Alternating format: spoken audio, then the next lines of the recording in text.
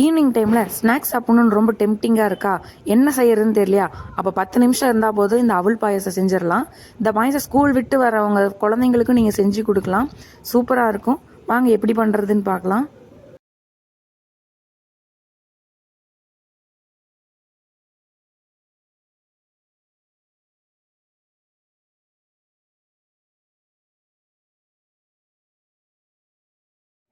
Pan வச்சுட்டு பேனில் கொஞ்சமாக நெய் ஊற்றுங்க. நெய் வந்து நல்லா உருகட்டும். நெய் நல்லா உருகுனது இப்போ எடுத்து வச்சுருந்த நட்ஸ் போட்டுக்கலாம். உங்கள்கிட்ட நீங்கள் என்னென்ன நட்ஸ் வச்சுருக்கீங்களோ அந்த நட்ஸ் போட்டுக்கோங்க. நான் இன்றைக்கி வந்துட்டு முந்திரி மட்டும் தான் போட போகிறேன். முந்திரி தான் எங்கள் வீட்டில் எல்லோரும் விரும்பி சாப்பிடுவாங்கிறதுக்கோசம் நான் முந்திரி மட்டும் தான் போடுறேன். முந்திரி போட்டு நல்லா ரோஸ்ட் பண்ணிக்கோங்க. ரோஸ்ட் கொஞ்சம் கலர் மாறினாவே போதும், ரொம்ப தீய விட்டுறாதீங்க. ரோஸ்ட் ஆனது இப்போ நம்ம வந்துட்டு 1 கப் அவல் போட்டுக்கலாம். அவல் நல்லா அந்த நெய்யிலே வந்துட்டு ரோஸ்ட் ஆகணும்.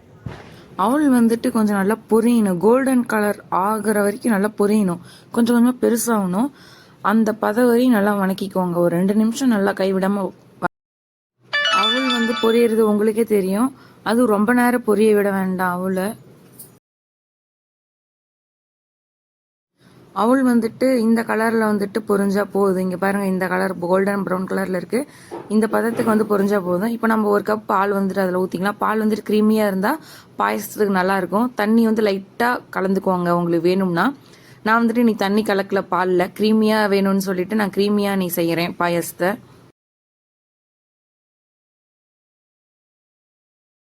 அந்த பால்லேயே அவல் வந்துட்டு நல்லா வேகணும். நல்லா கலரிக்கிட்டே இருங்க, ஏன்னா அடிப்பிடிக்க வாய்ப்புண்டு. அதனால் நல்லா கலரிட்டே இருங்க. பால் வந்து நல்லா பொங்குது பாருங்களேன், நல்லா அதனால் கலரிட்டே இருங்க. பாலை வந்துட்டு கொதிக்க விடுங்க நல்லா.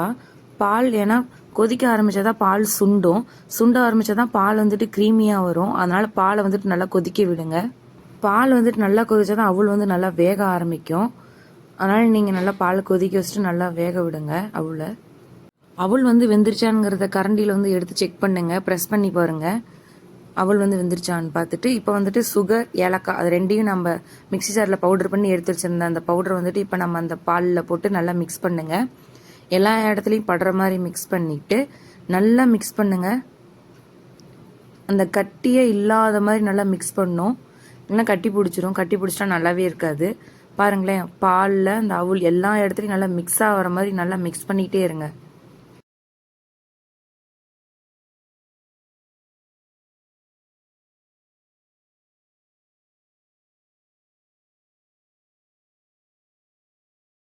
சர்க்கரை போட்டு நல்லா கலர்னதும் இப்போ வந்துட்டு தேங்காய் துருவல் போட்டுக்கலாம். தேங்காய் துருவல் ஆப்ஷனல் தான், உங்களுக்கு பிடிச்சிச்சின்னா நீங்கள் போட்டுக்கலாம். தேங்காய் துருவல் போட்டால் டேஸ்ட் இன்னும் கொஞ்சம் நல்லாயிருக்கும். தேங்காய் துருவல் போட்டு நல்லா கலரிட்டு அடுப்பை ஆஃப் பண்ணிடுங்க. இப்போ நீங்கள் ஒரு பவுலுக்கு போட்டு உங்கள் வீட்டில் இருக்க எல்லாத்துக்கும் சர்வ் பண்ணுங்கள். அவ்வளோதாங்க, 10 நிமிஷத்துலேயே சீக்கிரமாக அவல் பாயசத்தை செஞ்சாச்சு. நீங்களும் வீட்டில் செஞ்சு பார்த்துட்டு எப்படி வந்துச்சுங்கிற கமெண்டில் சொல்லுங்கள். கமெண்ட்டை பார்க்குறதுக்கு ஆவலாக இருக்கேன். இந்த மாதிரி சிம்பிளான வீடியோ பார்க்கணுமா நம்ம சேனலை சப்ஸ்கிரைப் பண்ணிக்கோங்க மறக்காமல். அப்போ தான் நான் போடுற வீடியோலாம் உங்களுக்கு நோட்டிஃபிகேஷனில் வந்து நீங்கள் பார்ப்பீங்க. Easy snacks, weight loss recipe எல்லாமே நான் போட்டுட்ருக்கேன்.